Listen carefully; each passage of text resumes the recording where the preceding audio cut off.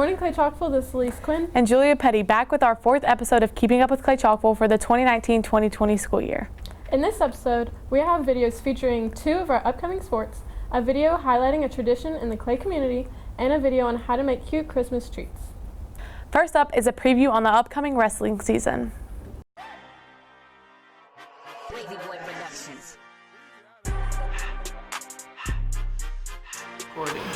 Good morning, Clay-Chalkville. This is Simone Smith, and on this segment, we sat down with the wrestling coaches and teammates to get their insight on the wrestling season. I'm Chris Corner in 12th grade. I'm Jordan Johnson, 10th grade. Jeremiah Theus, 11th grade. Corey Kelvin, 10th grade. Jonathan Ciccone, 11th grade. I've been wrestling this is my 2nd year. I've been wrestling for 4 years. Been wrestling for 3 years. I've been wrestling for 2 days. 3 years. 4 years. I hope this year our boys can end up pulling it off and do better than last year, because our boys got a lot to learn, but I think we can come with it. Just like he said, we a young team, and I'm hoping we win county, go to section, win that, and then finish top 2 in state. Just beyond that, just as brothers, build that strong bond together. Get better as a team, work as a team, win state. Getting weight. What are your hopes for the wrestling season this year? Well, our hopes are to be really competitive, have a couple state placers. We really want to try and be competitive, win a state championship. We came really close last year. I know Coach Heddich and Coach Richardson put in a lot of time and effort and are doing a lot of really good stuff to get our guys ready. We're just looking forward to competing and getting out there on the mat. Have you seen any improvements of this year? Yeah, like I just said, Coach Richardson and Coach Heddich are doing a really great job getting our guys prepared. We've seen a really good effort by them and their conditioning and getting ready for the season. As we continue to build throughout the season, I anticipate seeing a lot of our guys be more competitive and being able to win a lot of matches. We have high hopes for our wrestling team this season. Good luck! Next up, we have video on how to make reindeer brownies. Hey y'all, it's Chloe and Elizabeth with Cooking with Chloe and Elizabeth. Almost everyone's favorite holiday is Christmas, so to kick off the spirit, we'll be making reindeer brownies. Now let's get started. To get started, preheat your oven to 350 degrees. Grab a mixing bowl and mix together your brownie mix with 1/3 cup of water, 1/4 cup of vegetable oil, and 1 egg.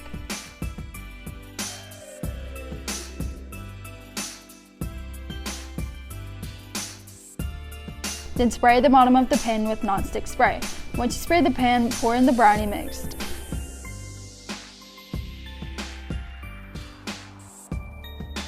Next, bake your brownies for 26 to 30 minutes. Once your brownies are done, let them cool for half an hour. While they are cooling, get your pretzels, milk chocolate morsels, red M&Ms, and candy eyeballs ready to be put on your brownies. After you make sure the brownies are cool, cut them into rectangles.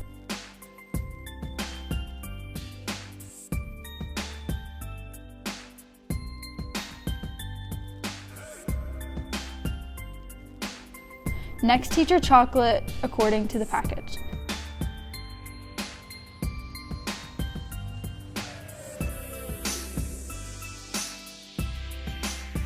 Dip your 2 pretzels in the chocolate and place them on a brownie like antlers.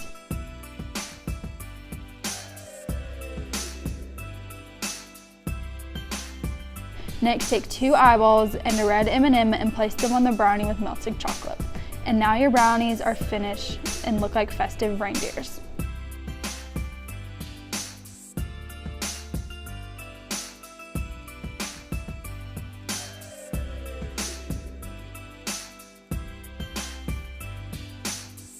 I hope you enjoyed our 3rd episode of Cooking with Chloe and Elizabeth. These brownies are super festive and perfect to get anybody in the Christmas mood. Merry Christmas! Now we have a video featuring our talented choir program. Hi, my name's Emily, and I'm here to talk about our choir program. Vincent and Claire are joining together to showcase both schools' talent. On Thursday, December 5th, they rehearsed together to prepare for the concert on December 17th at Pinson Valley High School at 7 p.m. So we'll be singing some Christmas favorites at the concert.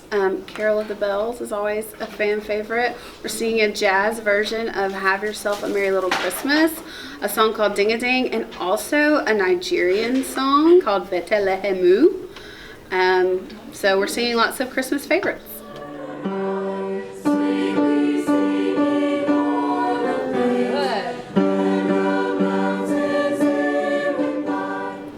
Don't miss out on a once-in-a-lifetime performance to support both schools' choir departments.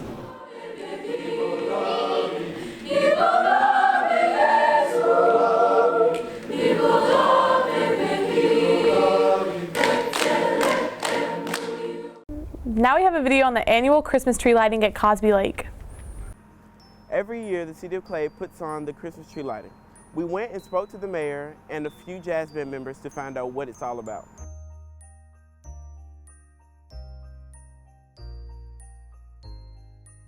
The Christmas tree lighting has been a part of the Clay community for many years. It has brought much joy to the community, and it's usually at the beginning of December to kick off the holiday season. We talked to Mayor Webster to find out the importance of the tree lighting and how it brings our community together. I think it really makes for a better community to get people on board, especially when you get the schools and the churches and all involved, just to bring the community together and get the high school involved, the community involved, and bring everybody together at certain times, and we want to do that more often for other different occasions.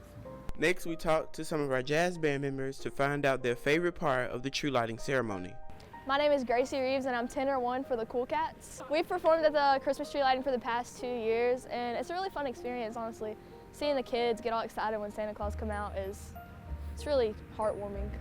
My favorite song that we play is Winter Wonderland because all the saxophones have a solo and the attention's on us instead of the rest of the band. My name is Alicia White and I'm tenor 2 for the Cool Cats. It makes me feel like happy and excited because it's the beginning of December and like it just gets me into the holiday spirit, and yeah. Thank you to everyone who came out to the annual Christmas tree lighting. See you next year. Yeah.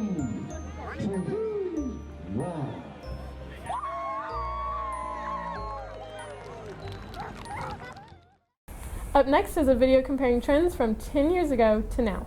Hey Clay-Chalkville, as you know, this last decade is coming to an end, so we wanted to look back at the trends that made us. Trends such as what clothes to wear and what music to listen to has really evolved over the last decade, and the comparison to now is big.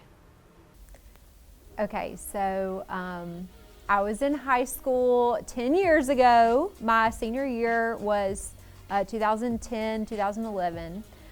So 10 years ago, some of the trends I remember from high school. For fashion trends, we were really into Sperry's and the Clark Wallaby shoes. I don't know if y'all even know what those are. But we wore our Sperry's like with everything. Polos were really big. So polos from Hollister, Abercrombie. It was very important that you had like the symbol, the cool symbol showing. And we would also like match for girls, we would match our ribbons in our hair to the polo that we wore. So we were very matchy-matchy. Graphic tees, really big. My name is Darius, and I'm a senior here at Clay-Chalkville High School. Things that's trending now for my age group is Netflix, disco girls, Crocs, Vans, skinny jeans, rap music.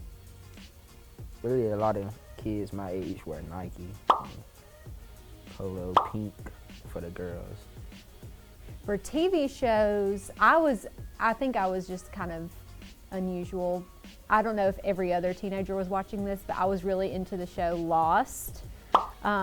Before it was ever on Netflix. Netflix was not a thing when I was a senior in high school. It was, but it was like you couldn't stream things. You would have to sign up and they would mail the DVDs to your house. But you didn't stream, and so the way that we would binge watch is we would buy the DVD sets of the show, and we would sit and we would watch each DVD. So Lost was a show that I was obsessed with. I also really loved The Office.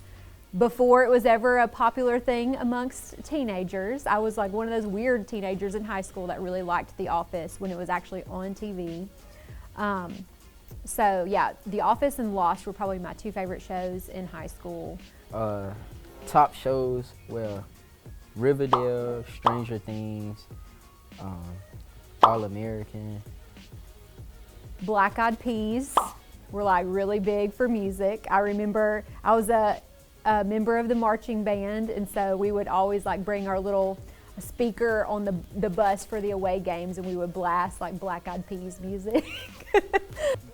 Pop artists, I listen to Selena Gomez. They got a new dance called the mop. It's like you sweep the floor.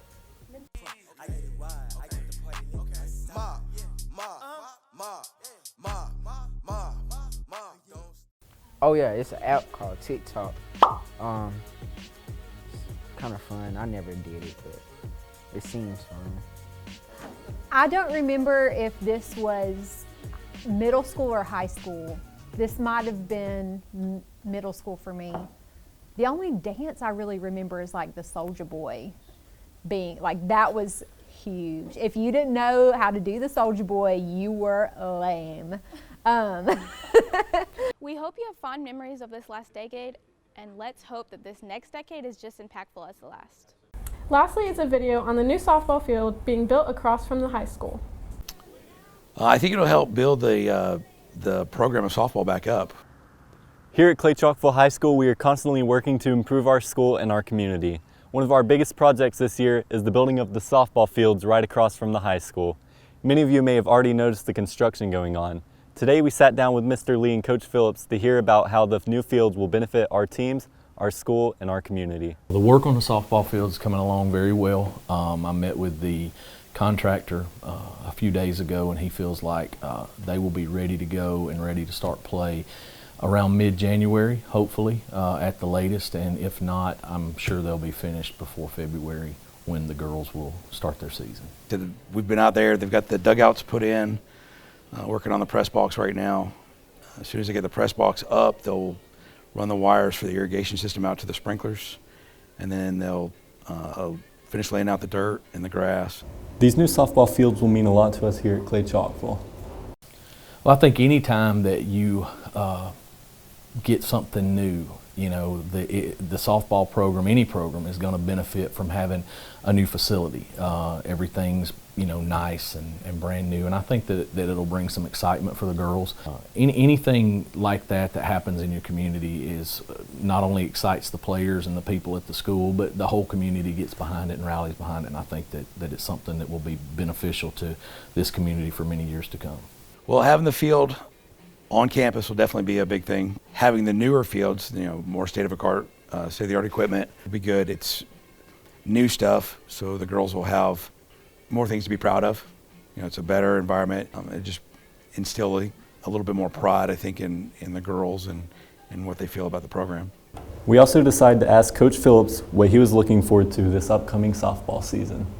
I'm looking forward to all the new stuff that's going on. We have more girls in the program this year than we've had in the past few years. We have a middle school team. We'll have enough girls that'll play some JV games, and we have our varsity girls as well. I'm excited about bringing back the culture for softball, getting the girls proud of it, getting the school proud of it and behind it, and bringing that back to our school. These fields will impact us in a big way, and we look forward to seeing them completed and seeing what our softball team will accomplish. Thank you for watching our 4th episode of Keeping Up with Clay-Chalkville for 2019. See you in 2020.